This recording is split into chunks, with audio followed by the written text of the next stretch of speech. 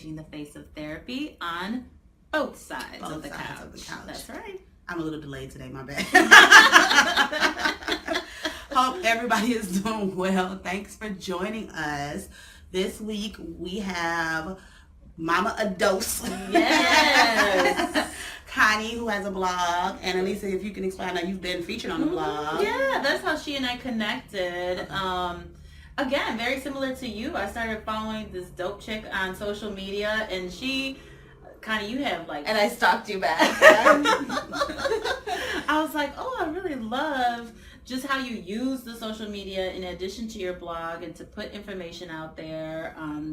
You know, and then bringing so much of being a Latina, being a mother, and you're just never really afraid to talk about topics sometimes that are very taboo. So yeah, that's how I got to know her. Okay. Snapchat. Really? Snapchat. I had just started on Snapchat, Uh-huh. and I would see her every day. I was like, yes, I like her. How do you find people on Snapchat? I found you on Snapchat. We started on social media, I thought. I started following you on Instagram, and then you said you were on Snapchat. I was like, how'd she do it? So maybe we were on Instagram together. Okay. Somehow, like your I contact always wonder, link, yeah. you know, Okay. to like your Snapchat use That's suggestions what it was. and stuff Okay. like that. So yeah. Because anytime people follow, well, I did, anyways, anytime people follow me on Snapchat, I'm like, where did you even find me at? Like, I think you had mentioned. I put it on, it is on my social media. Yeah, you had mentioned like something about being on Snapchat, and that's where I Right. would go. And I was like, oh, this is cool. And you had like the daily tips that you would do. Your therapist wants you to know. I'm like, yes, Yeah. I want to know. I need this in my life. Yeah. Yeah. Awesome. Absolutely. That's how we started. So we're talking about postpartum depression today, because that's something that you've experienced and that you blogged about. Right. And so obviously that's something that affects women of color. And I don't think it's discussed as much as it probably is in other cultures. And I don't know if y'all have theories on if that's based on just the women of color are stronger, you know, you're supposed to just deal with it, it's just normal, or anything like that. Like, what are your reasons for thinking that it's not even like a thing within minority communities? I think because of that, because for me, I would even remotely try to like express something to like my mom, and I love my mom, she's helped me so much, but she would be like, Connie, get over it, you know, because she's like, here I am, I had 4 young kids, she had 4 kids, I only have 2, when all this was going on, I only had 1, so she's like, here I am with 4 kids, she's like, I had struggles, you know, I made it through, like, you can do this, you only have 1 child, Right. and so yeah, I think that in the back of my mind, like, let me be strong, let me just figure this out. So that definitely is one big thing. I was thinking back through my story, and I'm like, even my son's only 8, he'll be 9. I'm like, even 9 years ago, we weren't really talking about it the way we do now. Right. So that's another thing. But yeah, I definitely think culture has a lot to do with it. You know, just being strong and holding your own kind of thing. Right. Yes, I think especially for Latinas, you know, like you mentioned with your mom, there's this certain, and I don't know if this is true for you, but there's kind of like this time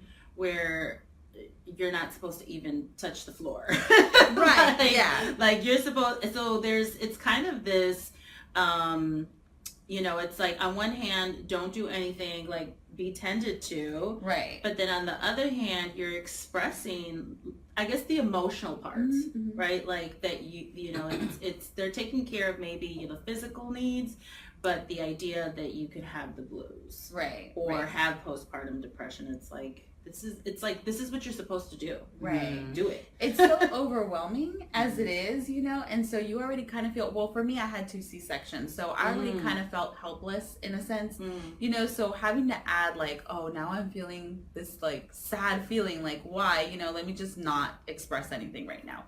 And so, yeah, I think it's just the overall feeling of it is hard to sometimes express, you know, your own emotions and how you're going to sound to people, right? Right. And then yeah, just the idea of like, let me be strong, let me push through kind of thing. You know, and I think so much it's very similar, I think, to marriage. In that we get this romanticized version of what giving birth and having your first child, and that you'll automatically instantly feel like this bond and love for them, and you do, but there is sometimes not this instantaneous connection that's nothing but pure honey. Right. You Yeah, know? there's sometimes a big struggle behind, the first couple of days, the first couple of hours, of trying to, well, for me, trying to recover from like anesthesia and this and that, and then, not having your child and then they bring them to you, you have to breastfeed. Yeah, there's so much going on. The couple of times that I have shared my story with young new moms, they'll reach out to me like, hey, how did you deal with this? They hate me, right? Because I don't give them the romantic side. Right. I give them the real The raw real. version. I'm like, look, you're gonna hate me, so do you really want to hear Right. this from me? Right. And I've shared it a few times. After a while, I was like, let me not share anymore and scare these people. But one of the girls, I remember her sister and I are good friends, and then her sister's like, just ask Connie. And so she asked me, and she went back and told her sister, I don't want to talk to her anymore. She told me the worst, that like it's gonna get worse before it gets better. I'm like, and it's true, Right. Because there is that period of really big struggle right after you have a baby, whether it's natural or a C-section. I feel that the feelings can all just be there, Right. And I think for women to know that each experience is different, right? Colleague, friend of mine had posted something yesterday with the princess, what's her name, Kate? Oh yeah, And so she like 8 hours or 7 hours after giving birth, she was like all suited up, and she was like with the baby. And I guess there's now some sort of, it's Middleton, right? yeah, Kate Middleton challenge. Like, so after you give birth, like a glam birth, so to speak. But that's so different because that's her role, right? Right. Like she's doing it for the media, Right. So, yeah, not every No. plain Jane's gonna walk out in a suit and fully make it. No, that's not gonna 7 happen. hours. I mean, that's what I said. It's like the only thing I could think about after giving birth was a burger Yeah, and some fries and fuzzy socks and sweatpants. Anything that's gonna go over your belly. Yeah, Yeah, because it's like, oh, like I gave birth, but I still look like I'm pregnant, So Yes. all of that impacts a woman's mental health and her Right. emotional well-being, because you're not just getting used to this new human, but like your body. Yeah. Mhm. It's a big difference. And not just your body, but everything else, right? Like all the hormones and everything else that's going on, your mentality, your mood, everything, emotions, it's everything. It's not just your body, so it's hard. Just the idea that I remember with my firstborn, I remember it didn't hit me till I came home and I sat on the couch and I was like, oh my God, I have to keep this human alive. Like, I'm responsible for this human for at least the next 18 years. Right. And so I don't think mothers are prepared enough to understand these are common thoughts, and it's perfect. They are. Mhm. They are. Yeah, so when I had my son, all the C-section, all this stuff was going on. I sat on the edge of my bed and they said, well, we're going to bring in, not a pastor, but like a deacon, someone from their staff that like will come and pray with you and stuff. So she came and she sat in front of me and I sat on the edge of the bed. And when she sat, I don't even know what she said or how she said it. I just started crying. Like, my face was like, I was just bawling, and she's like, are you okay? I'm like, no, like, what am I going to do? I have to go home with this baby. I don't feel good. So yeah, I mean, it's so much, there's so much going on in those first few days that you just have to learn or know that it's normal, that it's okay for you to feel that way. Right. That you're not the only one. So what is, obviously postpartum depression is depression after baby, but how does someone know, or guess what's your definition of what truly is postpartum depression? Like, how do you know that this is not just like overwhelmed because I just had a baby versus like I truly have postpartum depression? The baby blues versus postpartum. So for me, it started different because when I was pregnant with my son, I was depressed throughout my pregnancy and I didn't realize it. I was usually a really happy, positive person, but when I was pregnant, I was like, why do I feel so sad? So I pushed it aside, right? And I never told my doctor. When I got pregnant again with my daughter and had her, and then I was fine during the pregnancy, but afterwards, I felt it again. And I'm like, no, this is weird. So I tell my doctor and she's like, you should have told me a long time ago. This sounds serious. Like, you should have done something about it. Thanks, Yeah. And why didn't you tell me? Yeah, we didn't discuss it, at any point in time during my pregnancy, during all my visits. So I thought, oh, it'll pass, Well, my daughter was 1.5 years and I was still having these feelings. I was still having these feelings of I'm not enough. My body is crap, you know, I look horrible. Just sad all the time, and I couldn't shake it. It was the kind of thing where, yeah, you know, I feel sad, but let me move on. And then I was like, no, I'm still feeling this way, you know, weeks later. So I think that's when I realized it, when I figured out that it wasn't just a few days, you know, when it's, and of course it's different for everybody, right? And for me, when I figured out that it was just lingering too long and that it wasn't my normal self, then, you know, I started acting weird with my husband and, you know, just crazy. And that's what I felt like, okay, something is going on. And so definitely it wasn't like a textbook thing, you know, for me it was on and off. And then when I finally realized what it was, then that's when I tried to do something about it. Okay. Well, and I think it's it's good that you note how important it is for women to have this information, for women and men, right? Like to have this information, because your doctor wasn't asking you those questions, right? She like, wasn't. So why it's important for us to be advocates for ourselves, you know? Yeah, and I didn't mention it because I was like, well, maybe it's not part of her, you know, routine or what she usually asks. I'm like, maybe I should be going to help, you know, ask somewhere else.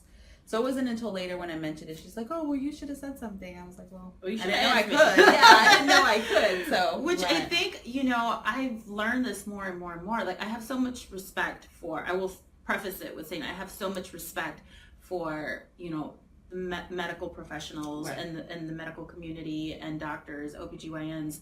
But I've heard it more and more from colleagues who are OBGYNs of just how much is lacking in women's sexual health, right? And then I think particularly you see these studies that are prevalent now about the disparity with women of color and sexual health, right? And so here's a great example of professional who sees women every day and knows, or you think would know, you know, that postpartum may be part of what they suffer afterwards.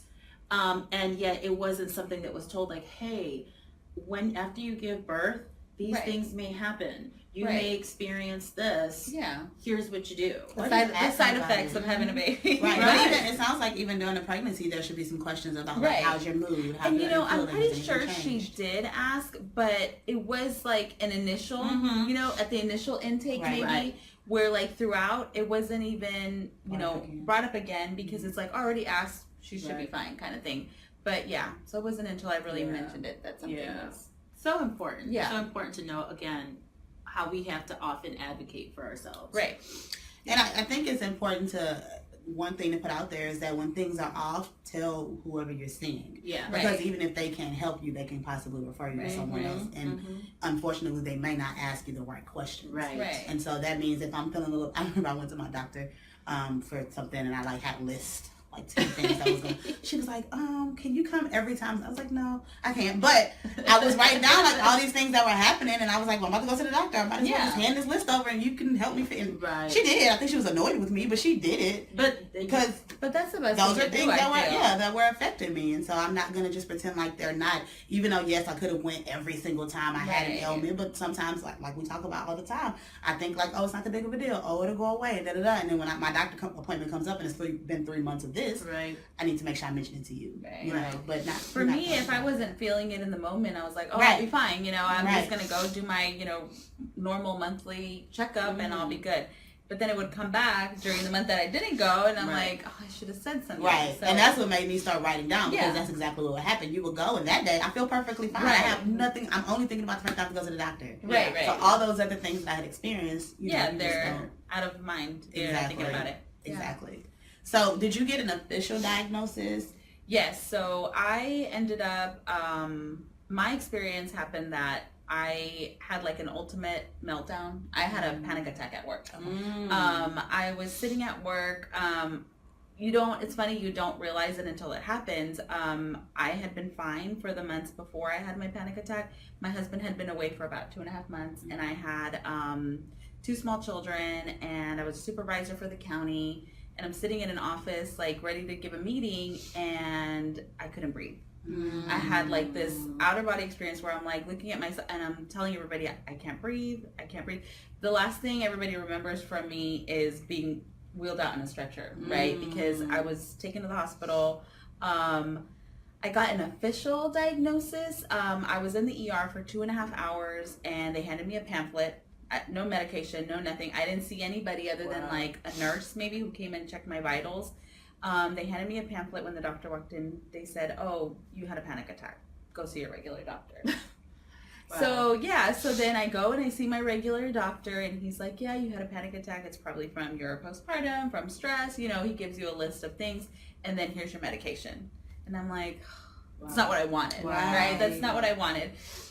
So yeah, I did get an official diagnosis. After that, you know, the medical diagnosis, I was like, no, I can't leave it at this. Right. So I actually went and saw a therapist for about 6 or 7 months, and yeah, so that was my diagnosis, right? That I had postpartum and that I had depression. So, you know, and I think, what do you think it was about you? Because it doesn't sound like your physician said, okay, well, here, what I suggest is maybe seeing a therapist or what have you, but you kind of knew that. Why do you think you knew to kind of take that route?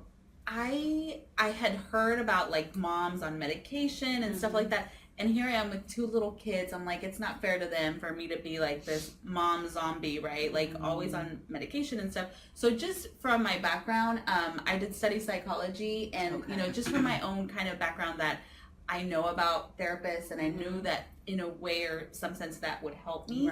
I went that route because it was something that I felt I needed, because I didn't want to be medicated. I didn't want to take that medical diagnosis of, this is what you have, you're crazy, get over it. No. So I took it further, and I did the therapy for myself. Which I think, you know, is important to highlight, that you had some information, you had some background. And, you know, I think we've talked about this before. Sometimes medication is necessary, but having the combination of both. Right? Like, so this is why it's so important for us to continue talking about this, because again, that wasn't stressed to you. And I think so many people go to their physicians as kind of the end all be all. And sometimes medication is necessary, and that's what people need.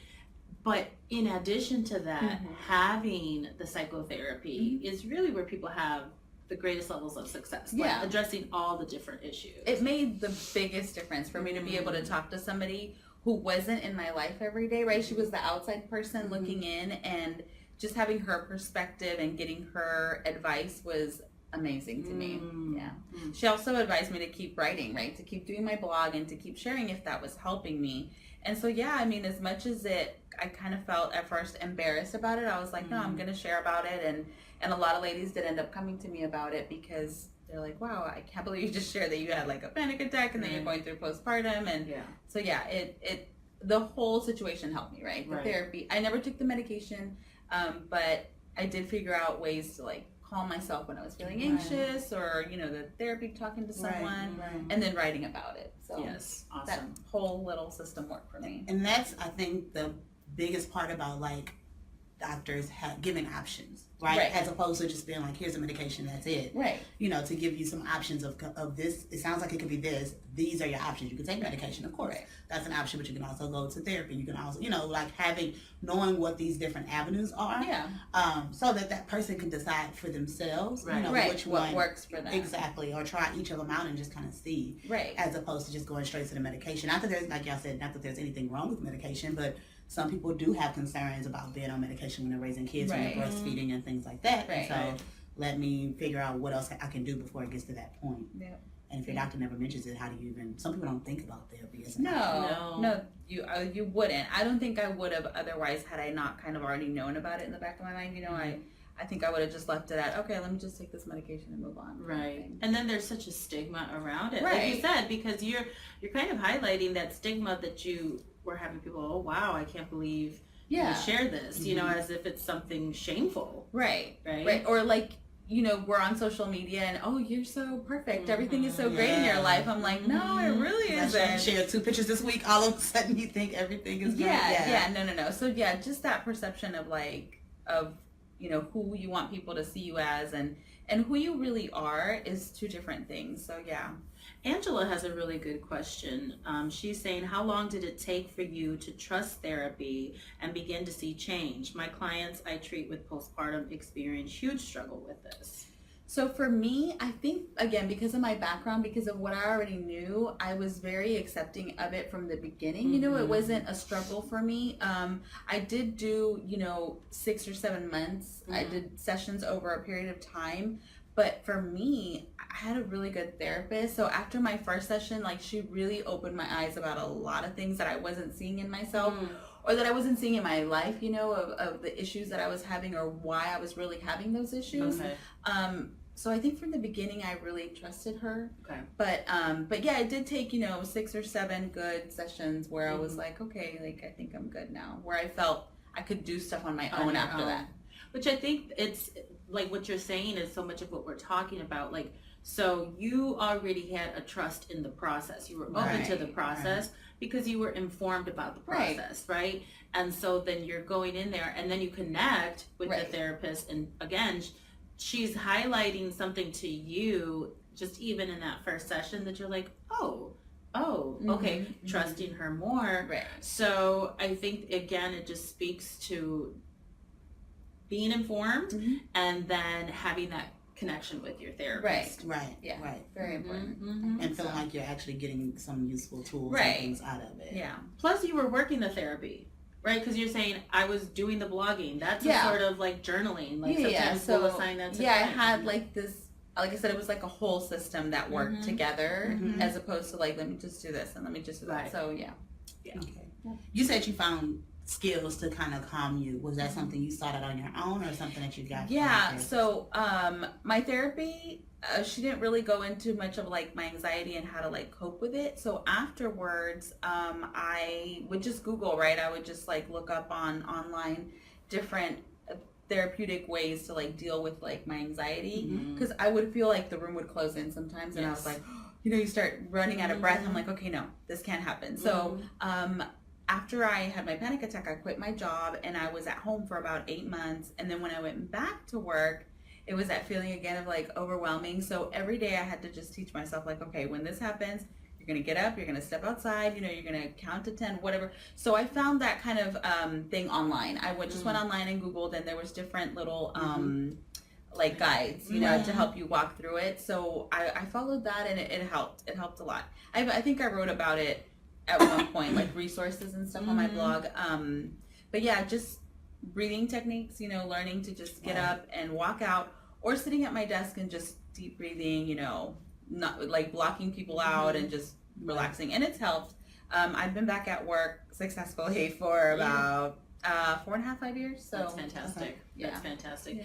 And I think, what I'm really struck by is just how much of a participant in the healing process you are. Yeah. Right? Like you are like I said, working the therapy outside of the therapy office. And I think that's important for people to understand. Also is, again, there's these tools are there, these guides are there, figure out what works for you, but then you got to work it. Right. Yeah. Right. It's not like a magic pill, right? It's Absolutely. You're not going to just take something and it's going to go away and you feel better. No, it's a process. It's taken me this long to get to where I am and like share my story without like breaking down, that kind of thing. So it's definitely a process. Sometimes it's a little bit longer than others, but yeah. But you really seem to have found strength within that vulnerability. Right. Of sharing it. So you said that your therapist encouraged you to share and to continue to blog. Were there things that kind of made you feel anxious or nervous about putting that information out there? Yeah, definitely. Mostly for like my husband, he's a very private person. Like you'll rarely see him on like my social media or anything like that. And so that, and then, just for my family, because maybe a lot of people didn't even know what I was going through, right? They had no clue. So it made me nervous. Once I shared it and people were super receptive, very positive about it, then it made me feel more comfortable. Like, okay, this is definitely what I'm going to do. I'm definitely going to share, then you go into like being tactful about how you're sharing the information, don't share too personal, but just enough so that people can relate and know that they're not alone. Right. So that was my whole idea of like my blog afterwards was creating this community of like being relatable, and then having a safe space, right, for people to be able to come to me and say, hey, you know, I'm going through the same thing. Not to suggest anything as a therapist, but just to kind of give resources. And to know that it happens so often. Yeah. You know, I've shared before, I had postpartum after my last one, and it doesn't help also when, for example, my daughter, she had colic. Lord. That's a whole other beast, you know? And I remember like the day that I finally went to the doctors, and I remember sitting like in the, you know, in the lobby, like with my shades on, you know, and just this despair that you feel like it's never going to get any better. And so I do think like by sharing your story, by you being able to say, you know, I being able to say like, this happens, it's not going to be like this forever. It's okay that you're not loving being a mommy right away. Sometimes that stuff is overrated. There's that other side of like the non-mom guilt. So I'm still to this day, I feel so horrible. I had people that are like, oh, I love my kids, I miss them, this and that. I'm like, yeah, sure. I miss them. You know, we were just away at Phoenix. And on the last day, they're like, oh, are you ready to go back to see your family? I'm like, sure, yeah, I'm ready. Like, and sometimes I'm like, it's okay. Like, I don't care.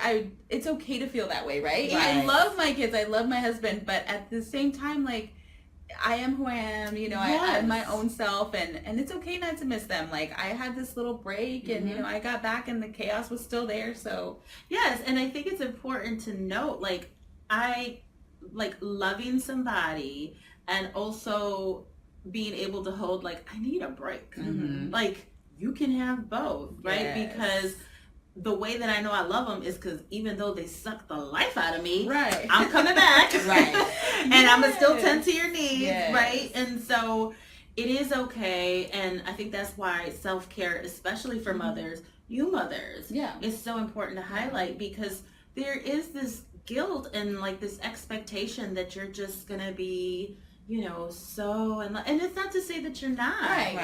But when it's 4 a.m. and they've been crying for the last 3 hours and you're sore and you're leaking, like, it's not that lovey-dovey. That's just fact. And I think a lot of the self-care came after the fact, right? After my therapy and everything, and I talked to my husband. I said, look, if this is going to work for me, like, if I'm going to continue to feel this good, I need you to help me, right? So I'm like, if I tell you I need a break, I need to go out with my friends, whatever it is, like, you are going to take care of these kids and I'm going to leave. Like, I don't care what you say, right? So it was that, like, hard kind of thing where I was like, yeah, I have to do this for myself. And then, of course, like, you have to continue it, right? Because 6 months in a therapy, a year in a therapy, I was like, yeah, I can do this. And then you get lost again and like not giving yourself that time. So I think when I met you online and you kind of reiterated again, which was, you know, a year or so ago, I was like, yeah, I need this again for myself, and just really started it over again, right? You can start over, like, just because you haven't done it in a while. And I definitely make it a point to be by myself sometimes, totally by myself, or go out with my friends, or whatever the case is. So it does, and it facilitates the ability to be more present with them. That's the irony in it. Like, I am more able now to deal with the demands and to deal with being there for them, because as a parent, it's not a reciprocal type of relationship. It's all the way there, you know? And so I have to fill up in order to be able to provide that to them again. How do you think culture played a role in as far as you maybe not having the guilt about self-care?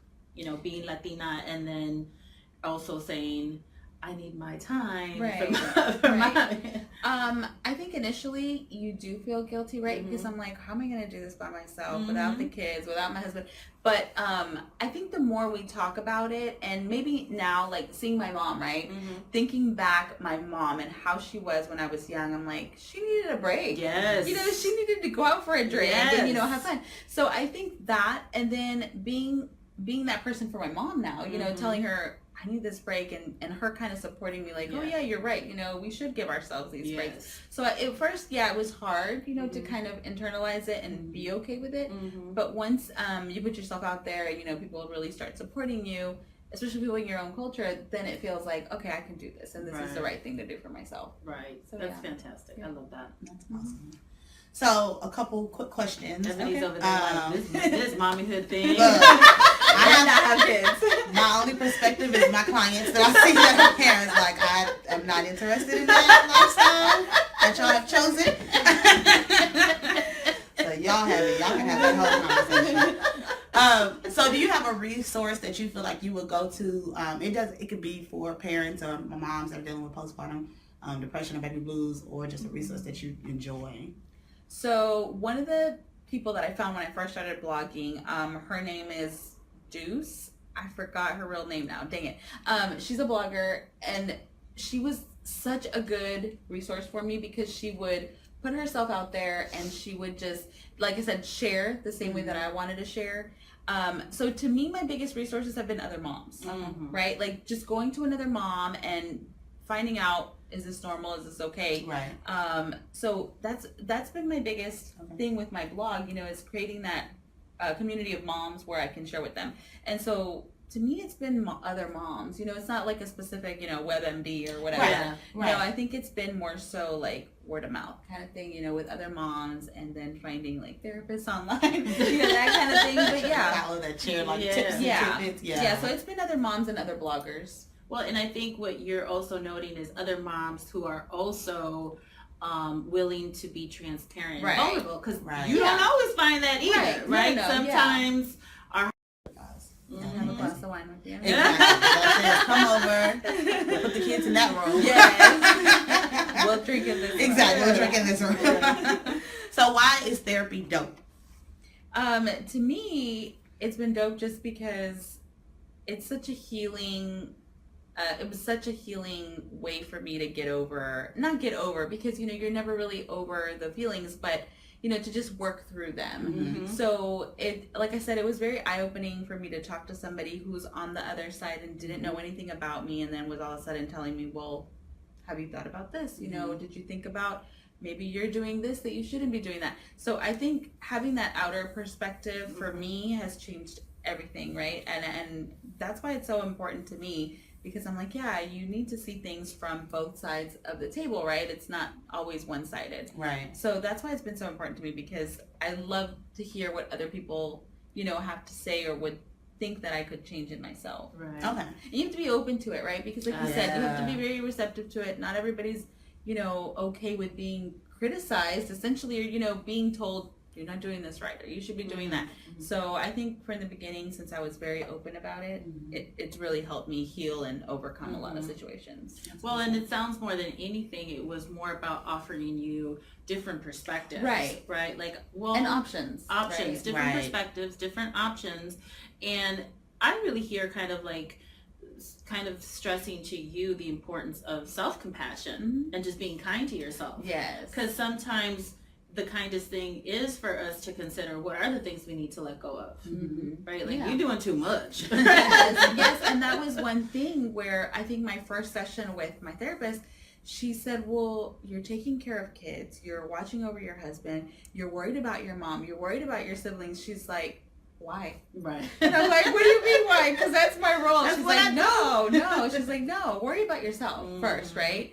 And so, yeah, it's that matter of like self-care and being there for yourself, so that you can be fully charged and okay to take care of everybody else. Absolutely. It's one of the most loving things that you can do for other people. Yeah, so that was a big thing for me, knowing that I was doing too much and that I was taking care of too many people. Yes. Without taking care of yourself. Yes. Yeah. I was empty. I was completely uncharged. You know, there was nothing left in me. Yeah. So yeah, that's where I was. Yeah. So can you tell us a little bit more about your blog? Yes, so it's Mama of Dos, and I write about parenting and lifestyle.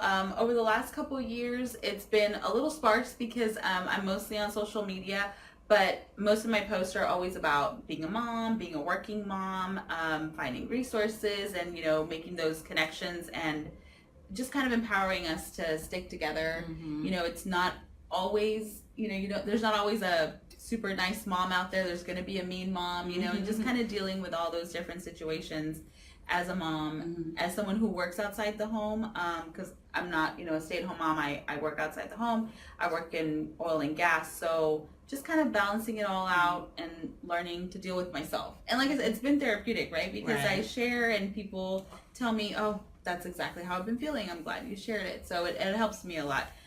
So yeah, that's what I write about. Okay. Yeah, and you do a lot of other stuff too. Because I'm like, you talk about just the blog. I'm like, you spoke at a big conference in Austin.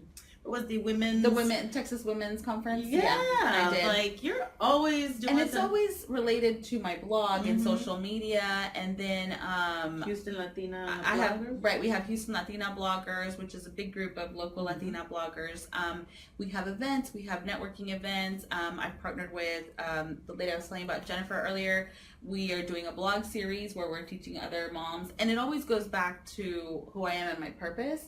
So it's always being a mom, the different things I've dealt with. So I always stick to that kind of talk where I can share, this is how you blog, but this is why you do it, or how we share on social media has to reflect, who I really am, that kind of thing. So that's usually what I do. Yeah, so I do have a lot of different speaking engagements that I do throughout the year.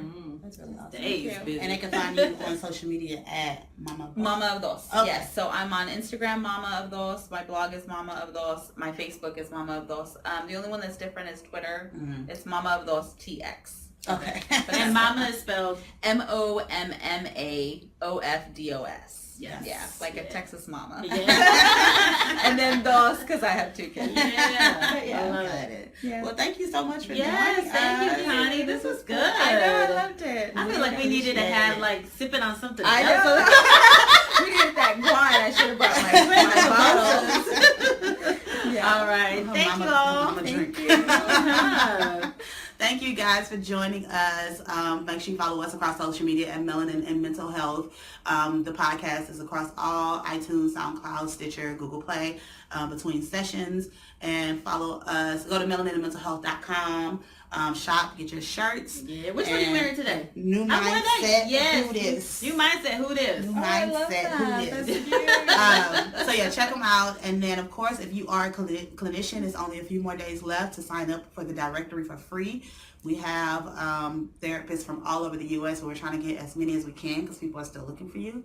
So check out melaninandmentalhealth.com. If you tried earlier this week, there were some glitches, but they're all fixed now. So you should be able to log in and set up your profile with no problem. Yeah. All right, y'all. See you soon.